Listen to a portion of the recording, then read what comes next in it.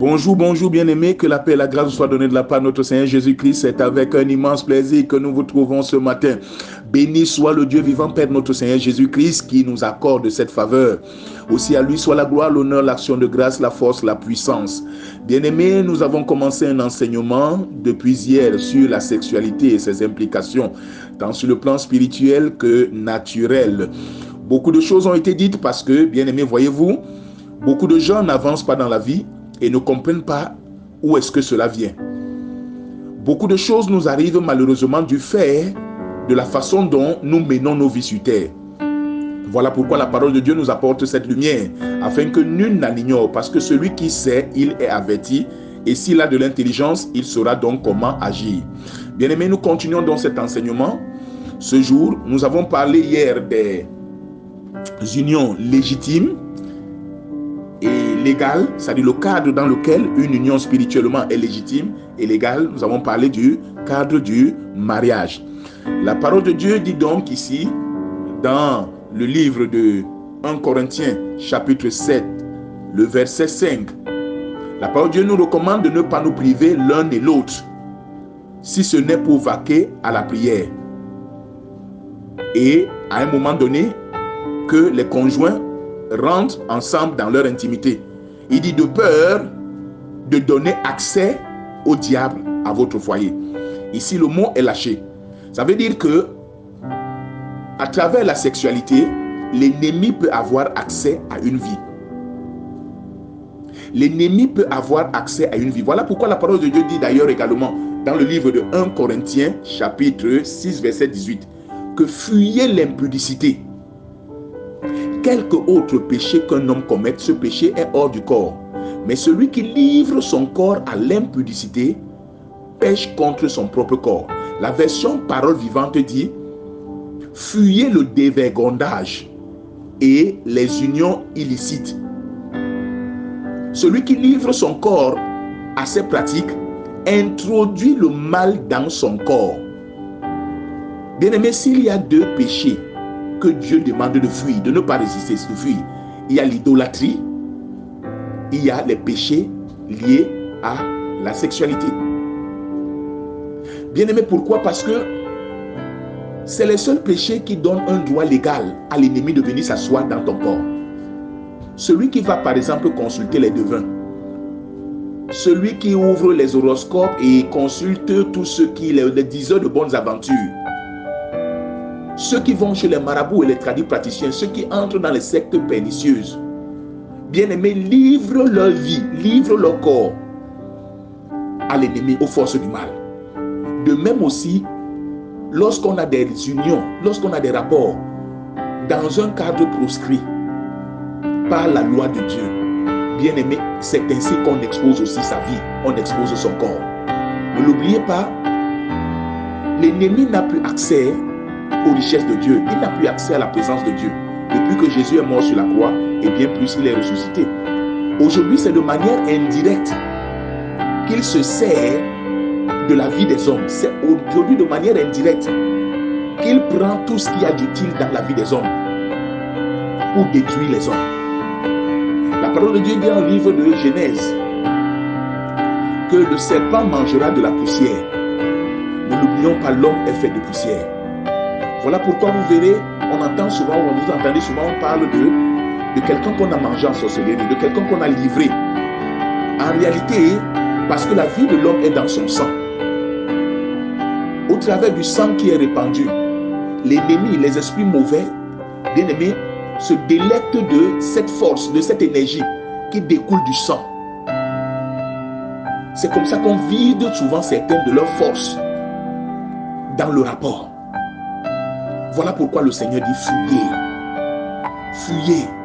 Puisque lorsqu'on ouvre nos Bibles dans le livre de Genèse, de Proverbes par contre, plutôt dans le chapitre 5, il est dit ici que éloigne-toi du chemin qui conduit chez elle.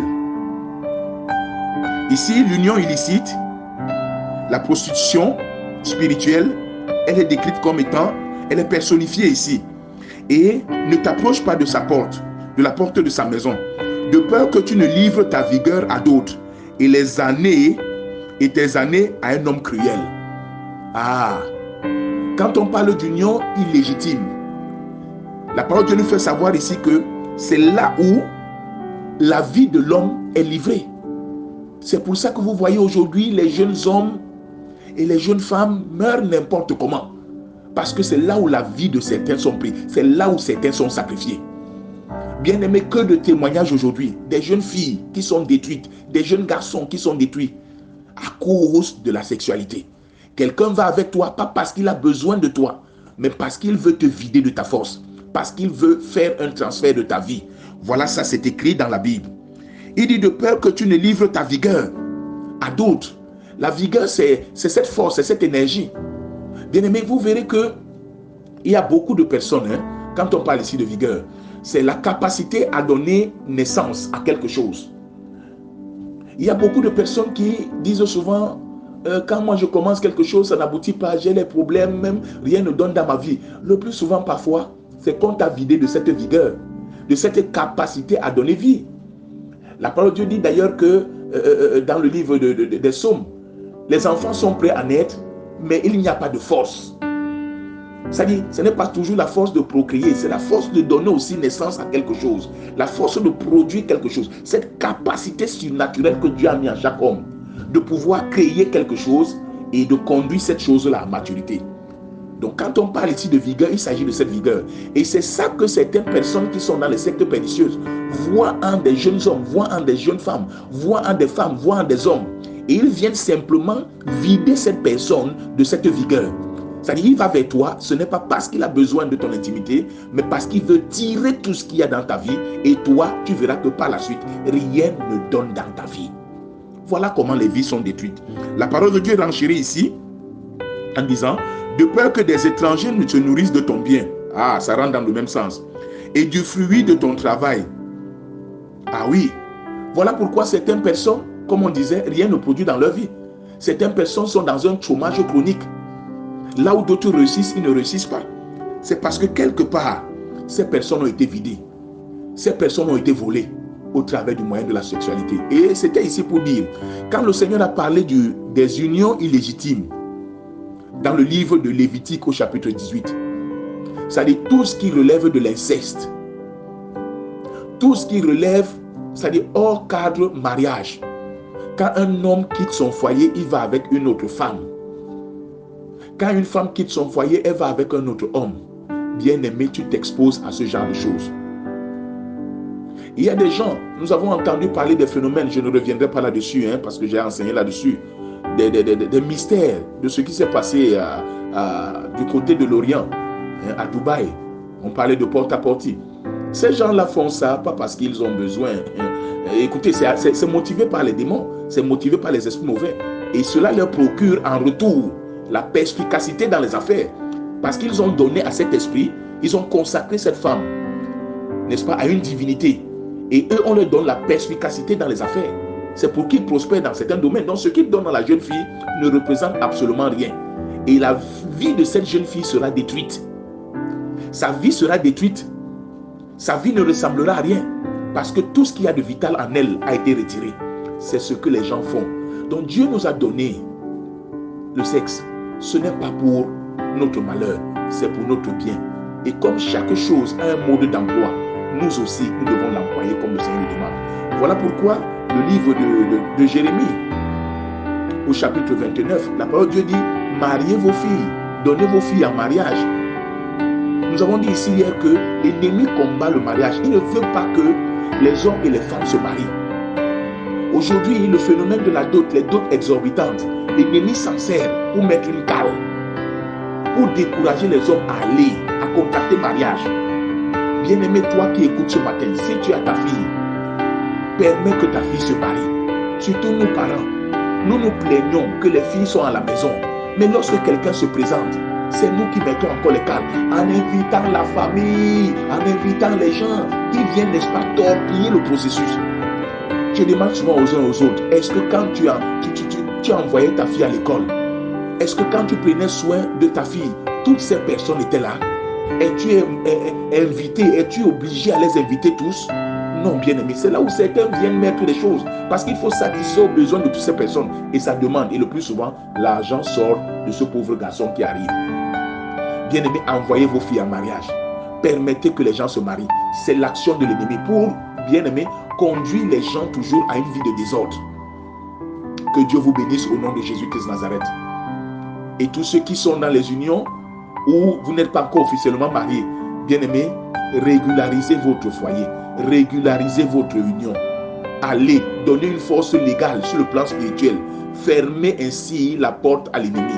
Au nom souverain de Jésus-Christ de Nazareth, que Dieu vous bénisse. Donc, beaucoup de personnes sont appauvries. Beaucoup de personnes sont vidées. Beaucoup de personnes sont volées spirituellement, simplement par l'acte sexuel. C'est pour ça que vous voyez ce que la parole de Dieu appelle ceux qui ont connu les profondeurs de Satan.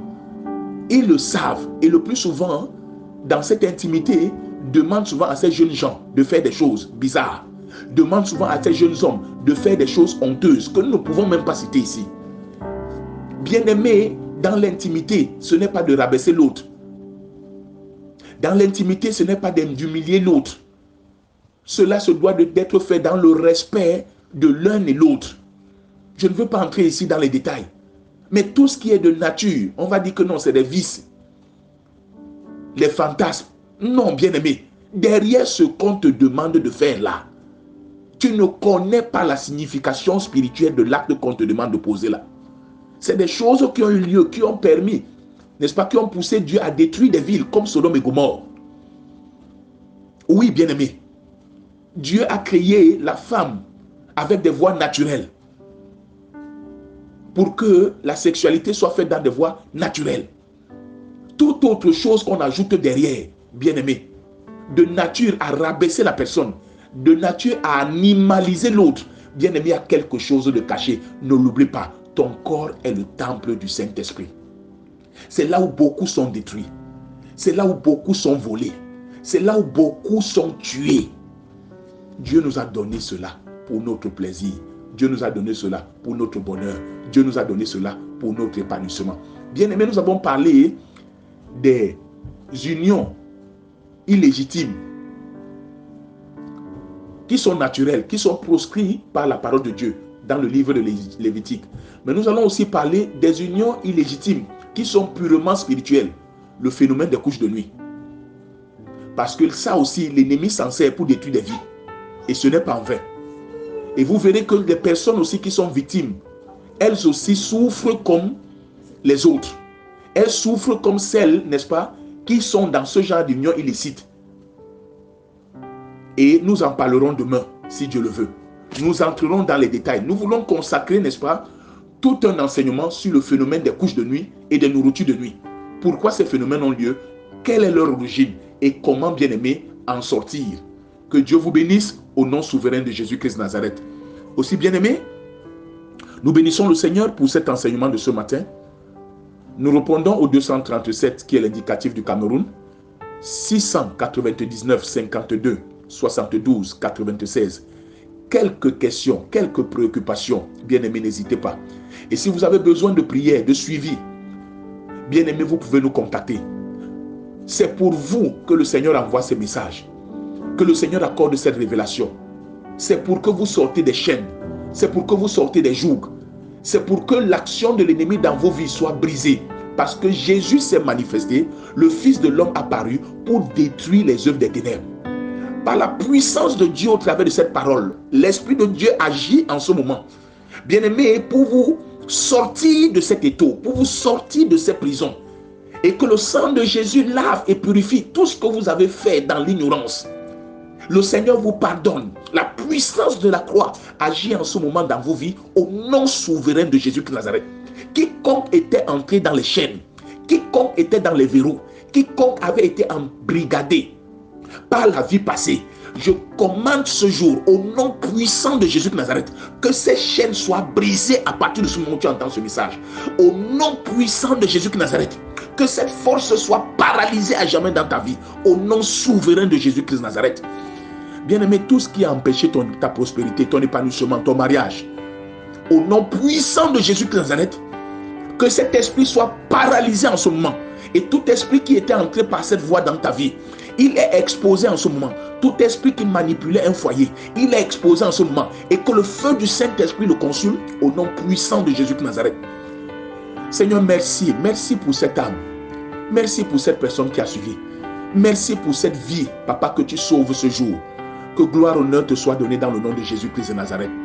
Bien-aimés, que le Seigneur vous bénisse, que le Seigneur vous comble et qu'il vous soutienne. Dans le nom de Jésus, bonne journée à vous.